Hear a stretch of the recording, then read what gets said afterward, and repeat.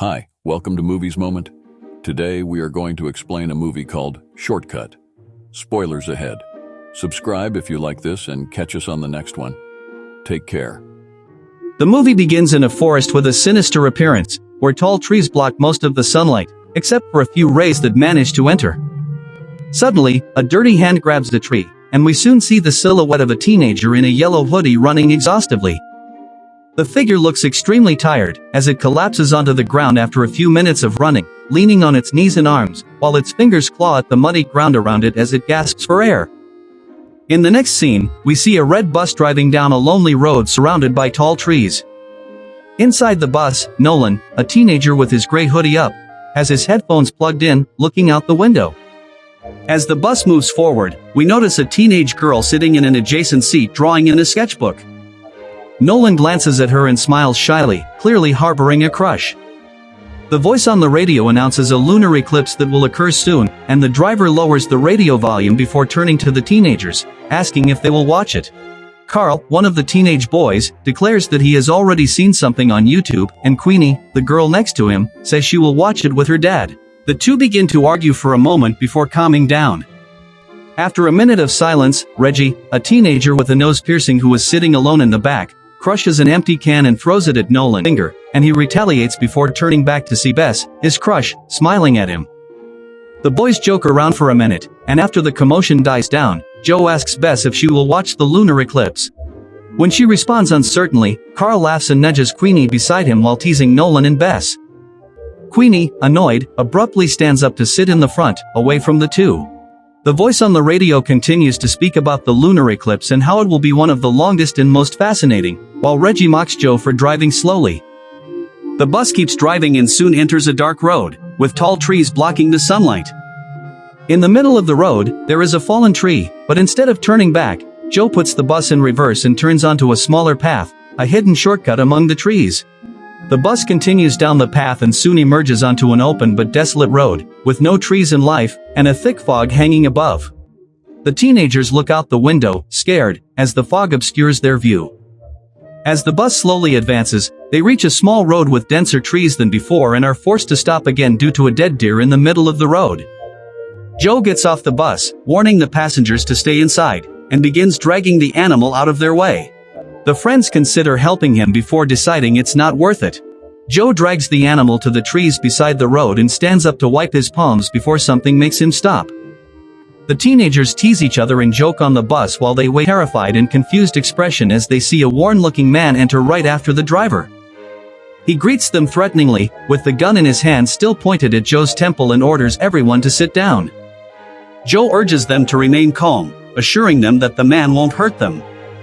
The man with the gun does not seem impressed by this declaration and shoves Joe, ordering him to just sit and drive without saying anything, directing the order at the teenagers as well, and they all sit quietly, except for Reggie, who stubbornly. The armed man turns back to Joe in the driver's seat and orders him to drive while the doors close. Carl suddenly remembers something while watching the maniac in front. The scene shifts to a few days earlier when Carl was having lunch with his dad, Chris. He was telling the older man a story about how he helped save a girl from bullies at school, and we can see that his dad does not quite believe the story but allows him to tell it anyway. The story becomes more intense and absurd, but his dad maintains a false expression of surprise and admiration. When he tries to describe how he defeated the bullies, he accidentally spills ketchup on his dad's tablet. As Chris cleans up the mess, we see a news article displayed on the screen with the face of a convicted criminal standing out. Carl asks his dad about it, and Chris tells him about the serial killer who just escaped from prison. He explains that they are doing everything they can to find him because he is a lunatic who eats tongues and seems to have an obsession with teenagers. Chris teases Carl, telling him not to worry since he could handle the runaway criminal just like he did with the bullies at school. Back in the present, Carl's eyes widen as he recognizes the armed man as the escaped criminal. The day turns to dusk and the bus continues driving. Pedro orders everyone to throw their phones out of the window so that they can call for help. They quickly comply, except for Reggie, who stares him down from his seat at the back. From the driver's seat, Joe calls Reggie's name and pleads a gun against his head, assuring him that the gun is real. After letting a slew of curse words escape his mouth, Reggie finally concedes and hands over his phone to Pedro, who snatches it and complains about the teenagers being zombies. He demands they sit down and enjoy the ride while Joe continues driving. Joe keeps driving the bus as it gets darker around him. Outside, there are signs indicating that they are driving into an abandoned military zone. Nolan and Bessie talk to Carl ahead of them, their eyes telling him to knock the gun out of Pedro's hand, but the boy is too scared to do so and shakes his head. They look back at Reggie and watch the gun in Pedro's hand again, and this time it's Bessie's turn to shake her head in denial. At that exact moment, Pedro looks back, and the two quickly sit up straight. Pointing the gun at him, Pedro asks Nolan his name, to which the teenager reluctantly responds. Pedro comments that his name sounds like something from a comic book and then makes a statement about liking comics when he was a kid, but not in a very friendly way. He recounts that the first thing he stole was a pack of cigarettes and comic books, showing how obsessed he was. The bus remains quiet after that, and they slowly continue driving until they reach a tunnel with bright lights, where they soon enter. Then the engine fails and the bus inexplicably breaks down. Joe curses loudly and Pedro stands up, demanding to know what happened. As Joe tries to explain, the barrel is pressed against his head again, and his captor orders him to fix it. The shaken driver turns the key in the ignition several times, but the engine won't start. Pedro becomes irritated and turns to grab Queenie, who is sitting just behind him. The girl squirms and begs not to be hurt, but Pedro presses against her temple and orders Joe to fix the engine if he wants to save her. Joe pleads with him to remain calm, but Pedro just shouts for him to get out of the bus and fix the engine. He warns Joe not to try anything funny and extends the warning to the teenagers behind him before shoving Queenie out of. The rest of the teenagers watch from inside the bus and Carl begins to panic. He tells his friends that Pedro is definitely going to kill them, and Bess says that to prevent this, they need to disarm their captor. Terrified, Carl shakes his head disapprovingly and says it would be too dangerous to disarm him now, and Reggie agrees. Joe doesn't seem to figure out what the problem is with the bus and judges that it's an engine issue, something he can't fix. Suddenly, the lights go out and the entire tunnel is dark, with the only visible lights coming from inside the bus. Pedro points the gun at Joe, uncertain, while everyone is terrified by the sudden power outage. While they all glance around, a strange noise can be heard coming from the darkness ahead, and they all stop to listen closely. Joe points the flashlight into the darkness, but they can't make out anything. He leans forward and Pedro prods him in the back with the gun, before telling him to check what's hiding up ahead. Cowardly, he offers to stay with the teenagers and makes Joe walk into the darkness, armed only with a flashlight for aid. Joe slowly advances into the darkest part of the tunnel, from where the noise came. Pedro shoves Queenie back into the bus and everyone watches Joe through the glass. Joe continues into the darkness and soon a low growl, whimpering, he starts to shake in fear before letting out a scream as the creature grabs him by the chest. The passengers begin to scream and panic even more and Pedro yells, trying to keep everyone quiet. As they run toward the back of the bus, he orders them to sit down and be quiet, which they do with extreme difficulty, trying to think of a solution. He reaches for the steering wheel and realizes the key isn't in the ignition. Irritated, he lets out a series of curse words before rushing at Carl, gun at him and makes him freeze. Bess slowly and carefully advances toward Joe, while the others in the bus hold their breath.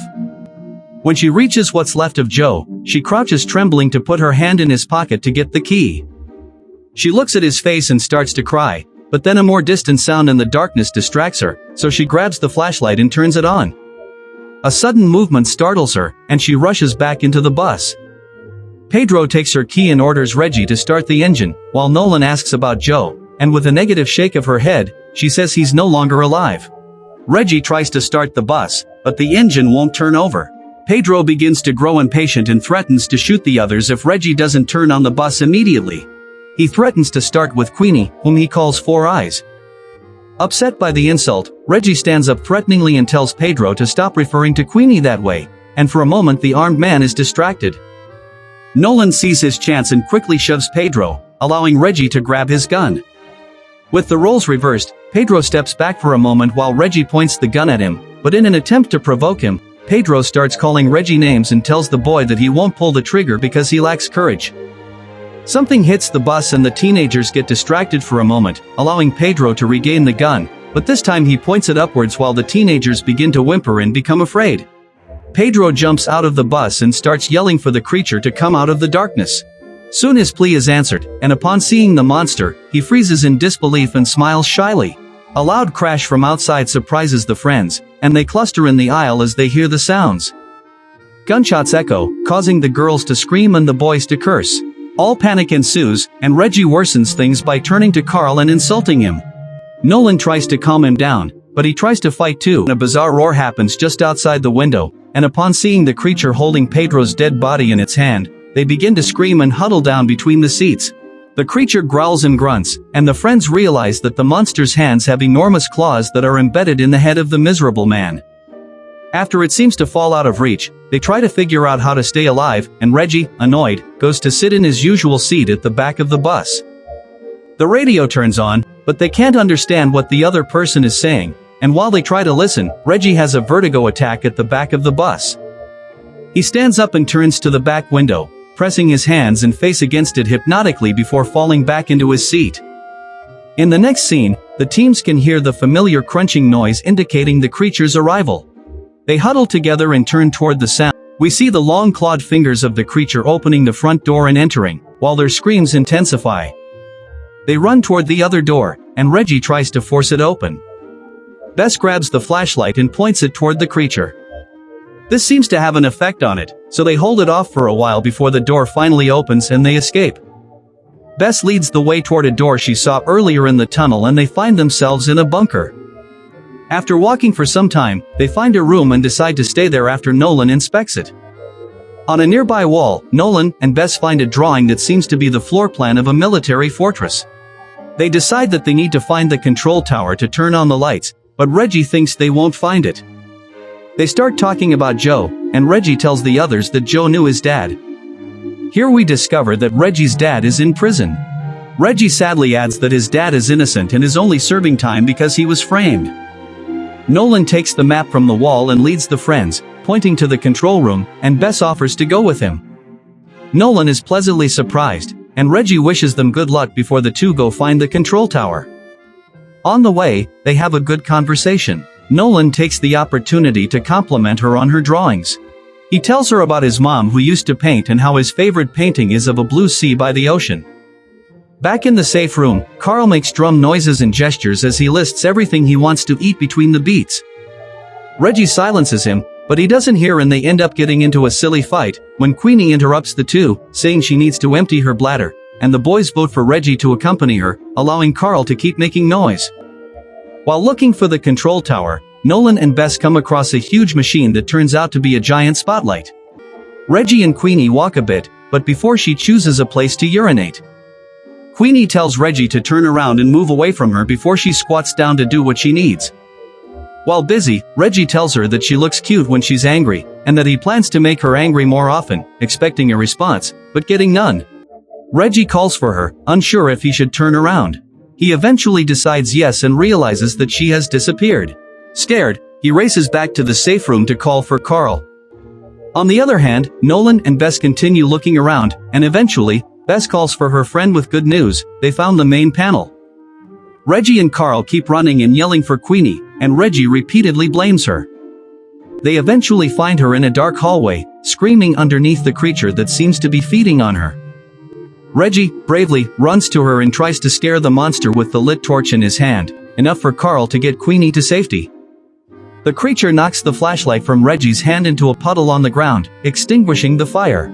For place, and when they catch their breath, she remembers Reggie. They go back for their friend, and Carl calls for Reggie, who is in trouble, with the creature above him, and something is dripping from the monster's mouth onto Reggie's chin, and it appears to be blood. Fortunately, before the worst happens, Bess and Nolan finally manage to move the large switch, turning on all the lights of the dark hallways. The creature screams and pulls away from the boy, disappearing from sight. Carl smiles with relief as he realizes that his friends found the generator in time. Back in the control room, Nolan and Bess find a small staircase leading down.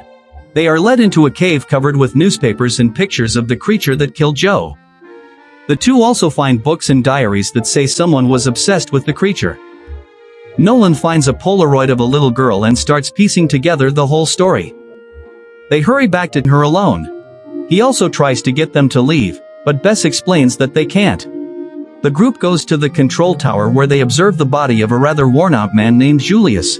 Nolan leads them to an underground room and tells them all about the man. He explains how the man became obsessed with the creature, which he calls the Night Nomad, after it took his sister. He reads to them from Julius's diary, and we see the words taking shape. In the next scene, Julius, a little boy in a yellow hoodie, is walking through the forest with his sister, pretending they are on an adventure. As Nolan reads the story, we see Julius trying to read a map, not paying attention to his sister walking toward the entrance of the tunnel ahead of him. The little girl sees something in front of her and freezes in her place. Julius finally notices, but it's too late, as a terrifying scream echoes from the tunnel. With panic rising in his chest, Julius takes steps back, keeping his eyes fixed on the tunnel and on what's inside. Another scream is heard from the tunnel, and this time, from the creature, making him turn and run as fast as he can. Exhausted, he falls to his knees and cries. Later, we see Julius in a police car, looking at his sister's book. The scene changes and we see a 50-year-old man hugging the book to his chest. It's Julius, now old, who even decades later cannot get the incident out of his head. He enters the tunnel to find the creature that killed his sister, with a frightened but determined look. Sometime later, we see him surrounded by candles, drawing the plans for a machine he intends to use against the flesh-eating creature. In the next scene, we see him building his project, and while reminiscing about his plans, he draws more inspiration by looking at a photo of his sister.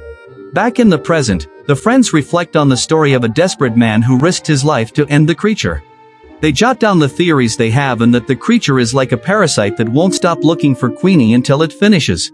We see how Julius finds his end in his underground room after his radio catches the creature's attention. The teenagers devise a plan and decide to stay and finish what Julius started, but Queenie doesn't want anyone to get hurt because of her. She voices her complaints and her friends assure her that no one will be left behind. They share a group hug for a moment before they start working. They test old equipment, outline game plans, work together to get the light machine running, and finally formulate a plan to capture the Night Nomad. They take Queenie to a safe place, set the plan in motion by luring the creature into the safe room with their bloodied clothes. The plan seems to be working until Bess cannot flip the switch by herself. Things spiral out of control, with the light not working and Reggie's button doing nothing when he presses it. Nolan nearly gets caught by the Night Nomad, but Bess saves him by causing a distraction. The creature goes after him instead and almost finds her hiding with Queenie behind a door, but a distant crash distracts it. They lure the creature into a room with Queenie's bloodied clothes in front of a light source, buying time for the girls to run. Queenie and Bess manage to escape the tunnel alive and breathe a sigh of relief. They look back and see the creature screaming at them, but unable to leave the darkness of the tunnel. In the distance, the boys run toward them with torches lit, cornering the creature. They reach the Night Nomad and set it on fire, and then, happy and relieved, they watch it burn to death. In the next scene, Nolan's voice narrates the end. The answer to the riddle Joe made earlier on the bus is courage. He tells us how courage was the lesson of their trial and how, even if no one took them seriously, it would stay with them forever. In the end, we see police officers checking the tunnel. One goes deeper to inspect the safe rooms with a flashlight. A loud scream makes him stop and look around. He comes face to face with something and his flashlight goes out, while his eyes widen, and then his screams echo throughout the tunnel.